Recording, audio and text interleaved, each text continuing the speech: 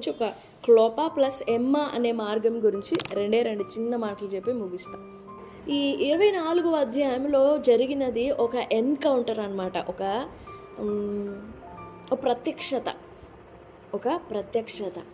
యేసు ప్రభు వారు చనిపోయారు, 3 రోజులు అయింది. ఆయన అప్పగింపబడినప్పుడే ఏటోళ్ళటు తరిమివేయబడ్డారు. వాళ్ళే పారిపోయారు. ఒక్కళ్ళు కూడా రాలా ప్రభు సిలువ వేయబడుతున్నప్పుడు. యోహాను అక్కడే సిలువ దగ్గర నిల్చుండి తన తల్లి అయిన మరియతో కలిసి చూస్తూ ఉన్నాడు. మిగిలిన వాళ్ళు అందరూ పారిపోయారు. అది జరిగే 3 రోజులైంది. ఎన్ని రోజులైంది? 3 రోజులైంది. ఆయన చనిపోయినాడే అనే భయం కూడా లేకుండా వాళ్ళ వ్యాపార సంబంధమైన పనులు ఏదో కారణాన, ఇప్పుడు ఇంట్లో మనిషి చనిపోయినప్పుడు ఊరు దాటి బయటకు వెళ్తామా? అది ఎంత అర్జెంటు పని అయినా కానీ వెళ్తామా? మరి వీళ్ళు క్లోపా శిష్యుడు కాకపోయినా మంచి పరిచయం ఉండిన వ్యక్తి, ఆ లూకాసు వార్తలో క్లోపాతో ఉండిన వ్యక్తి యేసుప్రభు వారి శిష్యులలో ఒకడు అని చెప్తారు. ఆయన ఎవరో తెలియదు కానీ ఒకడు అని చెప్తారు. ఇప్పుడు అంత పరిచయం ఉండిన వాళ్ళు యేసుప్రభు వారి మరణం తర్వాత అలా బయటికి వెళ్ళిపోవడం ఏంటి? ఊరు దాటి బయటికి వెళ్ళడం ఏంటి? ఊరు దాటి వెళ్ళడం సరే. అయినా కానీ 3 రోజులైంది చనిపోయి. ఆ రోజే విన్నారు. ఏమని విన్నారు? ప్రభు తిరిగి లేచాడు. ప్రభు తిరిగి లేచాడని తెలిసినప్పుడు ఏం చేయాలి? కామన్గా ఏం చేయాలి?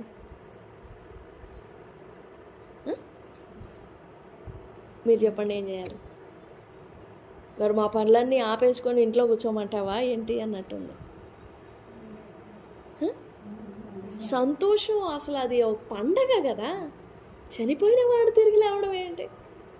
చనిపోయిన వాడు తిరిగి లేచినాడు అని చెప్పినా మేము విస్మయం ఉందేమో అన్నారు. ఏమైపోయింది విస్మయం? మళ్ళీ నీ పనిలో నువ్వు నిమగ్నం అయిపోయావే. అంటే తిరిగి లేచినాడు అనే నమ్మకం వేరు, గ్రహింపు వేరు. ఇప్పుడు యేసుప్రభు వారు దేవుడని నమ్మకం వేరు, గ్రహింపు వేరు, ప్రత్యక్షత వేరు. శరీరము దాల్చిన వాని ప్రత్యక్షత. దైవము శరీరం దాల్చి వచ్చాడని ఆయనను ఎరగడం, ఆయనను తెలుసుకోవడం, అది నిత్య జీవం. ఇప్పుడు ఈ అమ్మాయి మార్గంలో కూడా అదే. వాళ్ళు విన్నారు ఆయన మరణించాడు. ఏది వాళ్ళు చెప్తున్నారు చూడు 19లో, క్రియలోను వాక్యంలోను శక్తి కలిగిన ప్రవక్త. అది నమ్ముతాం, ఓకే. ఆయన మరణించాడు, నమ్ముతాం. ఆయన సిలువ వేయబడి మరణించిన తిరిగి లేచాడని కూడా తెలిసింది, నమ్మేం, విస్మయం ఉందాం. కానీ హృదయంలో ఏమైనా కార్యం ఉందా?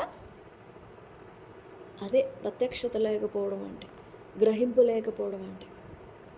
ప్రత్యక్షత లేని భక్తి కాదు. ప్రత్యక్షత లేకుండా మనం దేవునితో నడవడం ఆరంభించలేం. ఏదో నమ్మకానికి నమ్మకం, బ్రతకడానికి బ్రతకడం, విశ్వాసానికి విశ్వాసం, జీవితానికి జీవితం, అంతేగాని ప్రత్యక్షత వేరు. అది నరాలలో కూడా జివ్వుమనాలి. అంటే అదొక రియాక్షన్. యేసు ప్రభు వారు మన యందు బయలుపరచబడినప్పుడు ఈ బాడీ స్పందించాలి. If this is not responding, then you have not known Jesus. your soul, your spirit and your body should respond, should react. మరి యేసు ప్రభు వారు అసలు ఈ సర్వ సృష్టికి, ఈ జీవితానికి నిర్మాణకుడు కదా, ప్రాణం పెట్టినవాడు కదా. మరి ఆయనను గురించి వినినప్పుడు ఈ శరీరం రియాక్ట్ అవ్వదా? యేసు ప్రభు వారిని గురించిన మాట లేదా యేసు ప్రభు వారిని గురించిన నమ్మకం ఎందుకని మన బాడీలో అలా మండదు? వీళ్ళు అంటున్నారు 32, ఆయన త్రోవలో మనతో మాట్లాడుచు లేఖనములను మనకు బోధపరచుచున్నప్పుడు మనలో మండుచుండలేదా? మాట్లాడుతున్నంతసేపు అర్థం కాల, శుభ్రంగా కళ్ళు తెరుచుకున్నాక అప్పుడు అంటున్నారు, అమ్మో మన హృదయము మనలో మండుచుండలేదా? ఆయనే ఈయన, నేనే ఆయనను అని చెప్పారు. ఆయనే ఈయన. ఎంఐ అంటే దాని అర్థము an earnest longing, ఒక సుదీర్ఘమైన ఆశ, అదొక లాంగింగ్, డిజైర్ అన్నమాట. నీ మీద ఆశ చేత అని చెప్పాడు కదా డాడీ మొన్న, అలాగనమాట. ఆసక్తి. క్లోప అంటే అర్థం విజన్ ఆఫ్ గ్లోరీ, మహిమా ప్రత్యక్షత లేదా మహిమా దర్శనం. అది పొందాడు క్లోప. వారు మాట్లాడుతూ ఉన్నారు, సంభాషిస్తూ ఉన్నారు, ఆలోచిస్తూ ఉన్నారు. ఇందాక చెప్పాను కదా 15వ వచనం, సంభాషిస్తూ ఆలోచించుకొనుచుండగా. వారు ఊరికే ముచ్చట చెప్పుకున్నట్టుగా కాదు, సంభాషిస్తూ ఆలోచించుకుంటూ ఉన్నారు. అందుకే యేసు ప్రభు వారు అక్కడ ప్రత్యక్షుడయ్యారు. వారు సంభాషిస్తూ ఆలోచిస్తున్నప్పుడు యేసు తానే వచ్చి వారితో కూడా నడిచెను. మనం మాట్లాడుకునేటప్పుడు కూడా, మనలో మనం మాట్లాడుకునేటప్పుడైనా, మనం ఎవరితోనైనా ప్రభు గురించి మాట్లాడినప్పుడైనా, whenever we use or whenever we pronounce God's name, there he comes. ఎక్కడైతే మనం దేవుని గురించి మాట్లాడుతున్నామో, ఇఫ్ వి బిలీవ్ దాట్, మనం నమ్మగలిగితే, ఇప్పుడు మనం దేవుని గురించి ఎక్కడ మాట్లాడతాం అక్కడ ఆయన ఉంటాడు. The name itself is the presence of God. The name itself. మలాకిలో ఉంటుంది, యెహోవాను గురించి, యెహోవా యందు భయభక్తులు కలిగిన వారు మాట్లాడుకొనుచుండగా. 3వ అధ్యాయం మలాకి 3:16. అప్పుడు యెహోవా యందు భయభక్తులు గలవారు ఒకరితో ఒకరు మాట్లాడుకొనుచుండగా చెవియొగ్గి, అబ్బా చెవియొగ్గి. So be careful whatever you speak. భయభక్తులు కలిగిన వారు ఏం మాట్లాడుతున్నా వింటాడు ఆయన. ఎందుకు అనంటే వాళ్ళు భక్తి గలవారు కదా. వాళ్ళు మాట్లాడే అవమానం, వాళ్ళు మాట్లాడే అవిశ్వాసం, వారు మాట్లాడే అవిధేయపు మాటలు, వారు మాట్లాడే అపనమ్మక మాటలు, అవి కూడా గమనిస్తూ ఉంటాడు. ఎందుకంటే they are having his presence with them. వారు ఆ సన్నిధితో, దేవుని ప్రసన్నతను గురించి కలిగి ఉండి మాట్లాడుతున్నారు కదా. వాళ్ళు ఏం మాట్లాడినా వింటాడు ఆయన వింటూ ఉంటాడు. ఒక పర్సన్గా ఆలకిస్తూ ఉంటాడు. వారు మాట్లాడుకుంటుంటేనే ఆలకించినప్పుడు వాళ్ళు ప్రార్థన చేస్తే, ఎమ్మాయి మార్గపు ప్రత్యక్షత నీకు నాకు కావాలి. ఏంటి ఆ ప్రత్యక్షత అనంటే, ఏంటి ఆ ప్రత్యక్షత? నమ్మకం కాదు, గ్రహింపు కాదు, ప్రత్యక్షత. నమ్మకం వేరు, గ్రహింపు వేరు, ప్రత్యక్షత వేరు. పునరుత్థానుడయ్యాను విన్నారు, మరి వింటే ఏది? విస్మయం పొందారు, ఆశ్చర్యపడ్డారు, అయిపోయింది, అంతేనా? ఆ షాకింగేనా? ఇంకా నువ్వు దాన్ని విన్నావా లేదా? నువ్వు దాన్ని గ్రహించావా లేదా? వింటే నీ బాడీ రియాక్ట్ అవ్వాలి కదా. లేదే. ఇప్పుడు సమరయశ్రీ వినింది, ఏం చేసింది? నేనే మా మెస్సయ్య వచ్చి మాకు అన్ని బోధిస్తాడు అని అంటే, అమ్మ నేనే ఆయనని అన్నాడు. అప్పుడు ఆమె ఏం చేసింది? అవునా అయ్యా, ఓకే సర్లే సర్లే అని వెళ్ళిందా? మరేం చేసింది? కొండ వదిలిపెట్టి, అదే తన జీవితం. కొండే ఆమె జీవితాన్ని సూచిస్తుంది.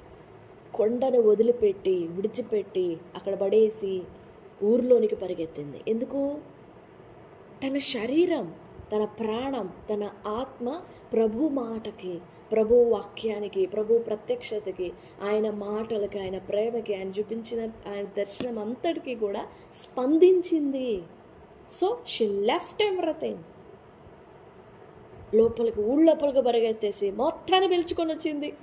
అసలు అది ఎంత ఆశ్చర్యం.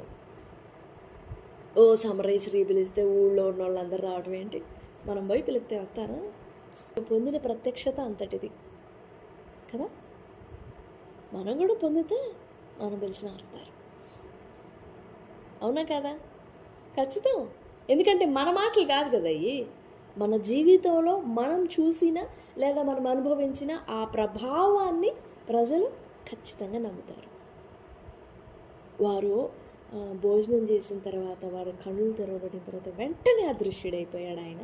అప్పుడు వాళ్ళల్లో ఆలోచన కలిగింది, అరే మనం మాట్లాడుకుంటున్నప్పుడు ఏదో ఆయన మాట్లాడుతుంటే నా బాడీ అంతా ఏందో అయిపోయింది, అసలు ఏంటది అని ఆలోచించుకొని ఆ ఘడియలోనే వాళ్ళు యెరూషలేముకి వెళ్ళారన్నది వాక్యం. ఎందుకు వచ్చారో తెలీదు పాపం, కానీ వెంటనే పరిగెత్తారు, మేము ప్రభువుని చూసాము అని చెప్పడానికి. వీరు వెళ్ళి వాళ్ళకి చెప్పే లోపల వాళ్ళు కూడా చెప్పారు, మేము కూడా ప్రభువుని చూసాము అని. ఇక మొత్తం గదిలో తలుపులు వేసుకొని, ఇదేంటి మీరు చూసారు, మేము చూసాము, మేము ఇప్పుడే కదా చూసాము. మాతో పాటు ఎంఐ మార్గానికి వచ్చాడు ఆయన. మళ్ళీ మీరు ఇక్కడెట్ట చూసారు ఆయన్ని? ఒకే ప్లేస్లో, ఒకే డిఫరెంట్ ప్లేసెస్లో, ఒకే టైంలో డిఫరెంట్ పీపుల్కి కనపడ్డాడు. అందుకే వాళ్ళకి ఆశ్చర్యం అయిపోయింది. ఇంకా వాళ్ళు కూర్చొని, మీరు చూసింది యేసు ప్రభుని కాదులే, మీరు పోతానే చూసుంటారు, మేము ఇక్కడ చూస్తే మీరు ఆడుండట చూస్తారు అని వాళ్ళకే పాపం డిస్కషన్స్ అయిపోయినాయండి. వాళ్ళు మాట్లాడుకుంటూనే ఉన్నారు, తలుపులు వేసండి, వాళ్ళ మధ్యలో వచ్చి నిల్చున్నాడు ప్రభు. అప్పుడు ఇంకా భయపడిపోయారండి. అప్పుడు వెంటనే ప్రభు తన గాయాలు చూపించి, ఇదిగో నాలాగా మాంసం ఎముకలు భూతాలుకుంటాయా, నన్ను పట్టుకొని చూడండి. అప్పుడు తోమా పట్టుకొని పొడిచి చూస్తాడు, ఏళ్ళల్లట్టు పెట్టి తిప్పుతాడంట, ప్రకటెముకను పట్టుకొని చూస్తాడంట. ఇంకా అప్పుడు గ్రహిస్తారు వాళ్ళు, ప్రభు వారిని వాగ్దానం కోసం సిద్ధం చేస్తాడు. సో ఈ రాత్రి మనకు కూడా ప్రత్యక్షత కావాలి. శరీరమును దాల్చిన వాని ప్రత్యక్షత, అది ఎరగాలి మనం. దానికి మన ప్రాణాత్మదేహం స్పందించాలి, ప్రాణాత్మదేహం గ్రహించాలి. దేవుడి మాటలన్నీ మన వెనుకల్లో దీవించునుగాక. ఆమేన్, ఆమేన్.